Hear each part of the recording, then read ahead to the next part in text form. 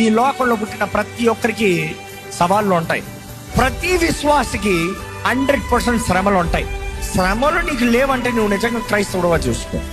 ఎందుకంటే శ్రమలు లేదన్నప్పుడు you have compromised. విశ్వాస జీవితంలో కాంప్రమైజ్ అయిపోయావు. శ్రమలు సహించేవాడు ధన్యుడి దేవుడు అని తెలియజేస్తుంది.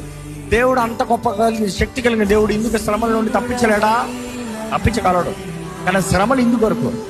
నిన్ను పరీక్షిస్తానికి, నిన్ను మేలైన బంగారంగా చేస్తానికి, అగ్ని కులంలో నేనేసి నీలో ఉన్న చెత్తని కాల్చివేస్తాను, నీ జీవితంలో సారము గమ్యాన్ని ఇస్తానికి, శ్రమ అనే ప్రతిసారి నిన్ను మలుస్తానికి. ఎందుకంటే మామూలుగా కొంతమంది మనం అంట, ఎందుకంటే నేను గర్వం అన్న మనసు నేను తగ్గను. అలాంటి టైంలో దేవుడు శ్రమలో పెట్టి, నొప్పిలో పెట్టి తీసి చుట్టూ దెబ్బేస్తే గుర్తు తెగిపోతాం.